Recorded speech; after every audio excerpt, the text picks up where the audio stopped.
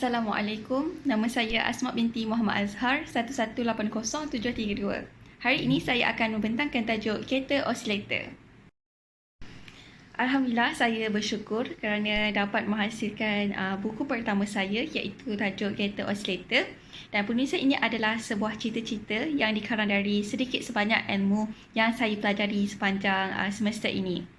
Justru apresiasi ini teristimewa buat keluarga, pensyarah dan sahabat seperjuangan yang banyak memberi bantuan, sokongan dan dorongan sepanjang saya menghasilkan buku ini.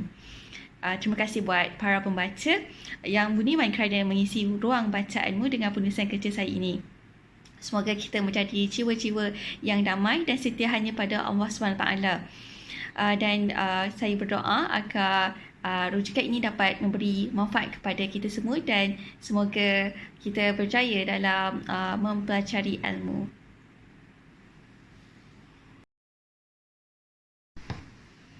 Sebelum itu, saya ingin meminta maaf jika terdapat sebarang kesilapan atau kesalahan dalam penulisan saya.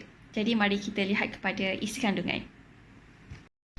Okey, untuk tajuk kereta osilator, saya akan mengupaskan berkenaan pengenalan apa itu kereta osilator, kaedah dan strategi bagaimana cara trading menggunakan kereta osilator. Kemudian, aplikasi dalam pasaran saham, contoh aplikasi dalam TradingView, analisis teknikal kereta, bacaan bar kereta osilator, oscillator rating dan memasuki perdagangan kereta. Dan akhir sekali berkenaan penutup kereta osilator, kesimpulan dan ulasan. Okey, bab 1, kita akan berkenalan dengan apa itu kereta osilator. Okey, kereta osilator ni adalah salah satu indikator dan kita tahu di pasaran saham ni banyak indikator, tapi kereta osilator juga adalah salah satu indikator yang boleh digunakan dalam pasaran saham. Okey, secara umumnya, kereta osilator ni membantu dalam mengenal pasti dan mengesahkan maklumat dari kereta osilator. Jadi, untuk memaksimumkan keupayaan kereta osilator, kita disarankan untuk tahu terlebih dahulu tentang indikator alligator. Jadi, kereta osilator ni bertujuan untuk meringkaskan proses analisis. Dengan kereta osilator ni, tidak perlu lagi melihat divergence antara harga dengan indikator kerana kereta telah menunjukkan secara automatik. Okey, jadi kereta osilator berbentuk dual histogram dengan bar di atas dan di bawah garisan sifar pada masa yang sama. Sebagai trader, perkara asas yang kita perlu tahu tentang kereta osilator, asasnya adalah nilai positif berasal dari nilai perbezaan antara rahang dan gigi alligator, iaitu SMA tempoh 13 dan 8, manakala nilai negatif menunjukkan nilai perbezaan antara gigi dan bibir SMA tempoh 5 dan 8. Okey, bar di histogram diwarnakan hijau jika ia lebih besar dari yang sebelumnya dan merah jika ia lebih kecil dari sebelumnya. Jadi, keseluruhan tentang definisi kereta osilator. Kereta osilator adalah penambahan untuk indikator alligator yang ia diaplikasikan bersama-sama dengan indikator alligator yang memaparkan darjah divergence 3 SMA alligator yang menunjukkan tempoh kereta tidur, kereta bangun, kereta makan dan kenyang dalam pasaran trending maupun non-trending.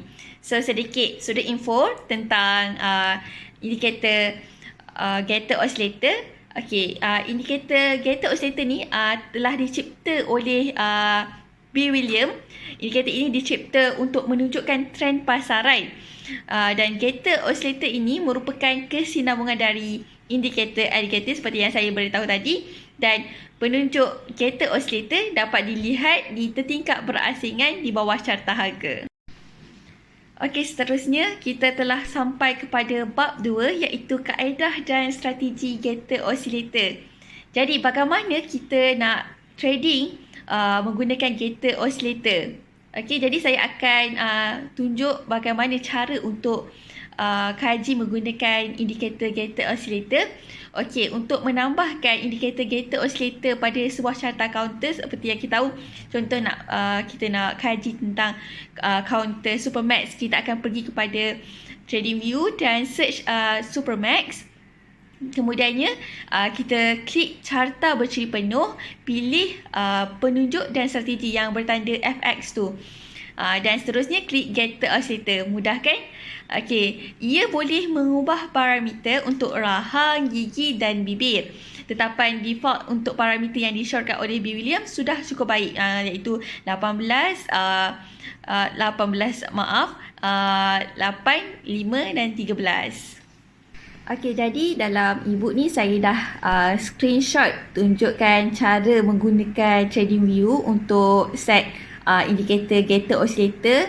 Saya memberi contoh counter Euro Holdings Berhad. Boleh lihat pada contoh yang saya SS, iaitu klik carta berciri penuh, pilih penunjuk dan strategi yang bertanda FX, dan kemudiannya cari gated oscillator dan kita bolehlah perhati histogram gated oscillator pada graf tersebut.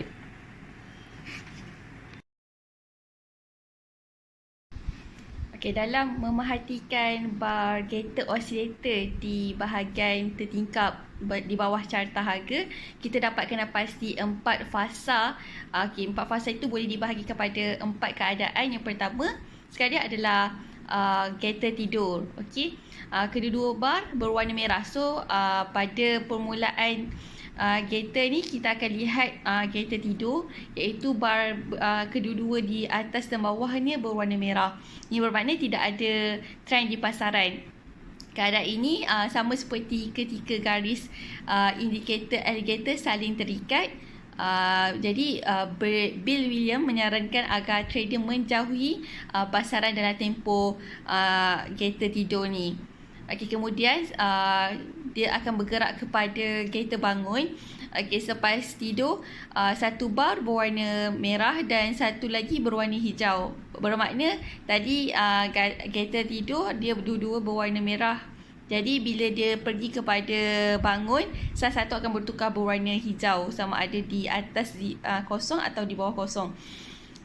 Jadi kat situ terdapat trend yang sedang terbentuk. Ini masanya untuk mencari peluang memasuki pasaran bagi trader lah. Okay, seterusnya akan berlaku gated makan. Okey, dalam gated makan ni kedua-dua bar akan menjadi hijau.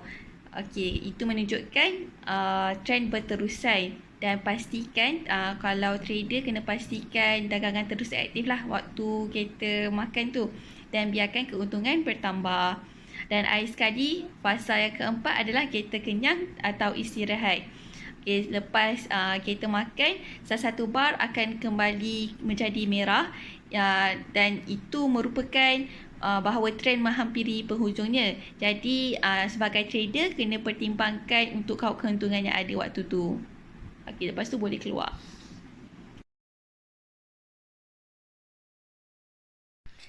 Okey, gated oscillator seperti yang kita tahu mempunyai kaitan dengan indikator alligator. Ia memplotkan arus divergence antara 3 garisan alligator pada 2 histogram berlainan. Maksudnya 3 garisan alligator yang kita nampak kat bahagian atas graf, iaitu yang tertingkap atas ada garisan biru, merah dan juga hijau. Ia mentafsirkan 2 histogram yang berlainan. Okay? Kalau histogram atas baseline, atas kosong, histogram bar gated oscillator itulah menunjukkan divergence antara garisan biru dan merah. Manakala histogram bawah baseline menunjukkan divergence antara garisan merah dan hijau. Okey, penunjuk ini paling berkesan pada pasaran yang mempunyai trend lah, sebab dia memang menunjukkan trend kalau gated oscillator ni, dan sesuai digunakan dengan alligator untuk dijadikan sebagai satu penunjuk atau digunakan dengan teknik analisis. Boleh juga digunakan dengan teknik analisis yang lain lah. Okey. Untuk lebih jelas berkenaan bar histogram gated oscillator, okey, pertamanya ketinggian bar di atas nombor kosong mewakili perbezaan antara rahang dan gigi getter. Yang kedua, ketinggian bar di bawah kosong, baseline tu, perbezaan antara gigi dan bibir getter. So, bar merah akan muncul apabila nilainya kurang daripada bar sebelumnya. Dan bar hijau pula akan muncul apabila nilainya lebih besar daripada bar sebelumnya. Itu adalah the basic rule lah.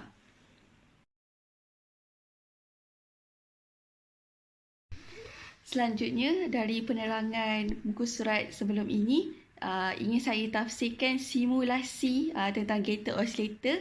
Okey, pertamanya sekiranya kedua-dua bar di atas dan di bawah nombor kosong berwarna merah, bermakna getter sedang tidur. Ini menunjukkan trend di pasaran menyimpang. Kemudian, getter akan mula bangun dan merasa lapar apabila salah satu barnya berubah menjadi hijau. Kat sini, permulaan trend sedang terbentuk. Kita akan buka mulut seluas-luasnya dan makan sebanyak yang mungkin peluang ketika kedua barnya berubah menjadi hijau. Kat sini trend jelas kelihatan lah. Dan last kali setelah kenyang, kita mahu berehat dan dilihat salah satu barnya akan kembali menjadi berwarna merah. Dan waktu tu trend sedang merosot. Okey, sekarang kita telah sampai kepada bab 3 iaitu aplikasi dalam pasaran saham.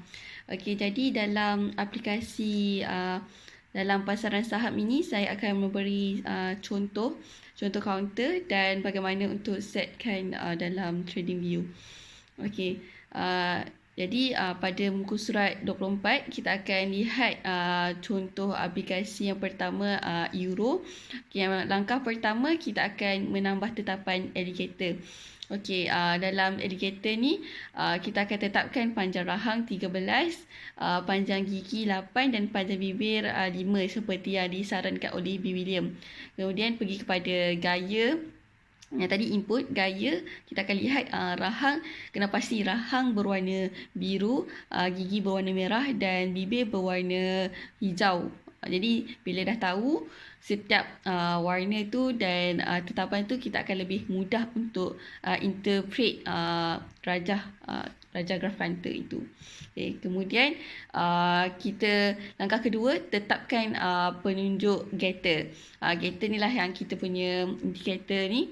Kita punya input sama juga, rahang 13, panjang gigi 8 dan panjang bibir 5. Okey, dan ini juga disarankan oleh B. William. Jadi boleh tekan OK untuk kita set tetapan getter ini. Dan seterusnya, langkah 3 mengenal pasti trend pasaran sama ada di tengah uptrend ke, downtrend ke ataupun sideways. Tapi yang ni contohnya adalah uptrend lah. Dan langkah 4 kita tengok kat bahagian tertingkap bawah tu, getter punya histogram, kita akan menentukan 4 fasa getter. Jadi dalam contoh ni saya dah tandakan di mana fasa tidur seperti kita belajar tadi, seperti yang saya terangkan tadi, fasa tidur bila merah, okey, bangun apabila salah satu berwarna hijau, makan dan kenyang dan rehat. Okey. Untuk menganalisis teknik getter oscillator seperti yang ditunjukkan dalam contoh tadi iaitu counter Euro, holding Berhertz, kita kena analisis satu persatu. Yang pertama sekali, bagaimana prinsip memasuki pasaran. Di sini saya telah zoomkan histogram getter oscillator supaya ia jelas kelihatan. Berdasarkan graf counter Euro, kita dapat memulakan pembelian di pasaran apabila fasa atau syarat berikut berlaku. Yang pertama sekali, apabila getter oscillator telah menunjukkan fasa 2 iaitu fasa bangun. Jadi kita dapat lihat kat bar itu yang saya tandakan fasa bangun, salah satu akan jadi warna hijau, di mana kat sini dah tunjuk yang bahagian bawah kosong dah bertukar jadi warna hijau. Jadi kat situ kita dapat lihat isyarat kenaikan mula bergerak.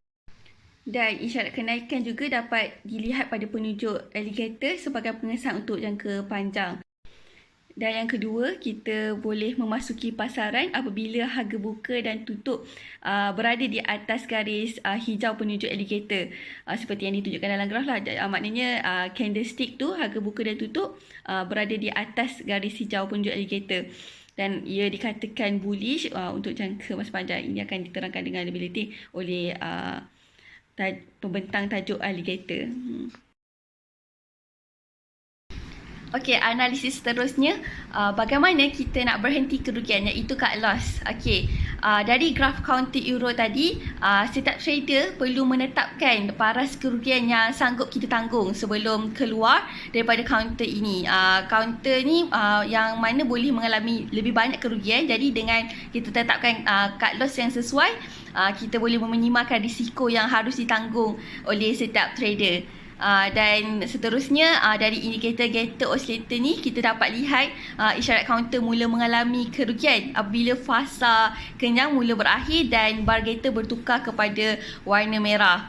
Okey, maknanya bila fasa kenyang tu nak menunjukkan hint dia dah nak akhir, bar Gator tu akan bertukar menjadi merah lah, kesemuanya merah. Dan apabila kedua bar atas dan bawah kosong telah berwarna merah, maka trader perlu segera berhentilah. Jadi kena cut loss cepat-cepat dan keluar dari pasaran sebelum counter tersebut terus menurun, yang boleh mengakibatkan kerugian yang lebih besar. Jadi bila kita letak cut loss tu, kita dah tahu okey, yang ni bila dia turun lagi, maknanya kita tak adalah nak tanggung besar lagi kerugian tu. Kita dah setkan kat mana cut loss yang kita nak keluar daripada. Okey, analisis yang terakhir, bagaimana kita nak keluar atau ambil keuntungan. Okey, dari graf counter euro holding berhad, setiap trader perlu keluar dan mengambil keuntungan apabila fasa keempat berlaku, iaitu fasa kenyang dan rehat. Sebab waktu fasa kenyang dan rehat tu, ia merupakan petunjuk pasaran memasuki keadaan yang tidak trend. Okey, jadi trader kena keluar dan ambil keuntungan yang sewajarnya.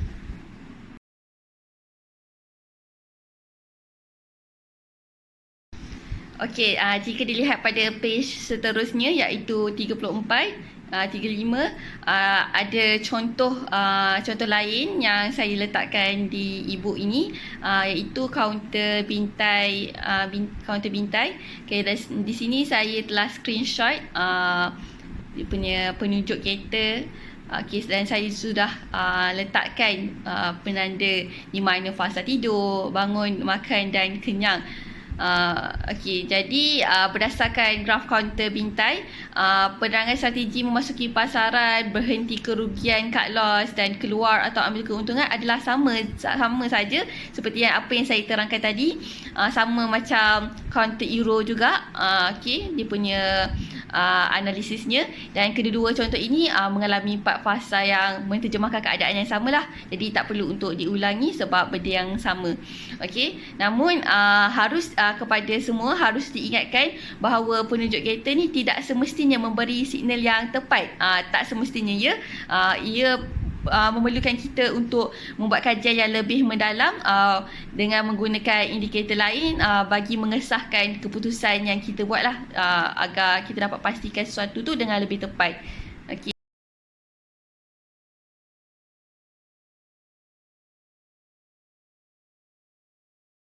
Okey, secara umumnya apa yang saya kaji untuk bacaan bar Gator Oscillator ni, kita perlu beli semasa Gator bangun dan pegang pembelian kita tu dalam fasa Gator makan, dan kita perlu jual pada tahap yang boleh mencapai keuntungan sebelum Gator berakhir dalam fasa kenyang. Dan oscillator rating pada bawah graf tu, ia menunjukkan counter yang mempunyai rating oscillator yang bagus untuk dibeli.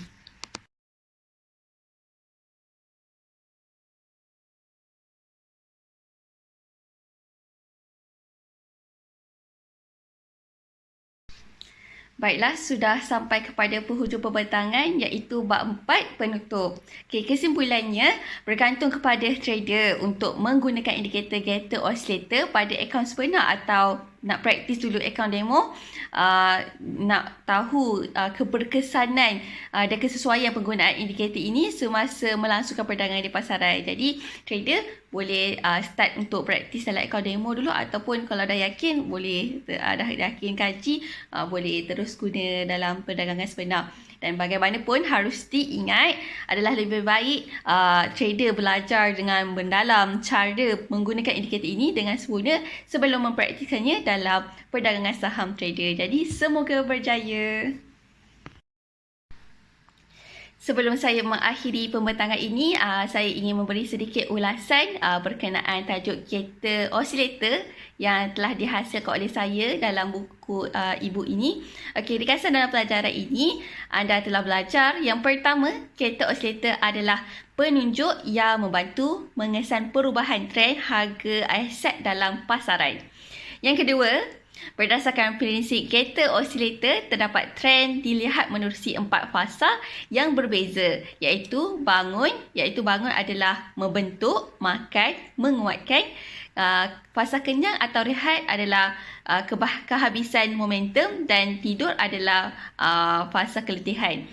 Okey, yang ketiga, Gator Oscillator muncul pada carta sebagai histogram yang terdiri dari bar hijau dan merah.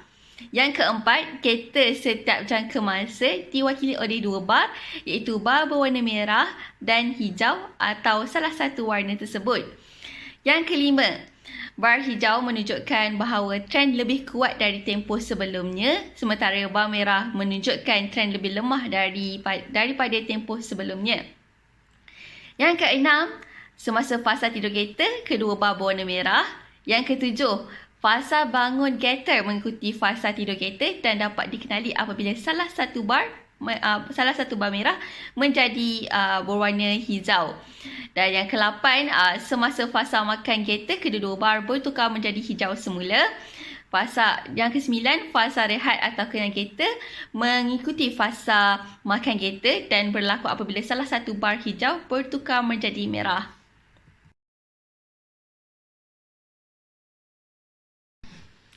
Yang ke-10, trader biasanya memasuki posisi pasaran semasa fasa bangun Gator, menahannya semasa fasa makan dan keluar semasa fasa kenyang.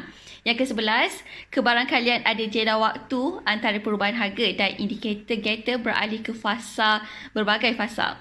Yang ke-12, indikator Gator memberi tahu trader betapa kuat atau lemahnya trend, bukan ke arah mana harga bergerak, sebab Gator Oscillator dia tidak bagi tahu kat mana bergeraknya harga, dia hanya beritahu trend tu kuat atau lemah. Yang ke-13, ia berfungsi dengan baik dalam semua keadaan pasaran kerana ia terlebih dahulu mengenal pasti setiap fasa kitaran pasaran.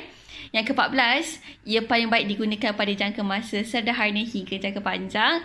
Yang ke-15, jika ia digunakan pada jangka waktu yang lebih rendah, jangka masa pendek, ia mungkin menghasilkan isyarat palsu, false signal. Apa-apa pun, saya ingin mengingatkan semula, kita perlulah mengkaji dengan mendalam terlebih dahulu sesuatu indikator itu sebelum kita mengaplikasikannya, agar kita dapat membuat sesuatu keputusan dengan tepat. Sekian, terima kasih.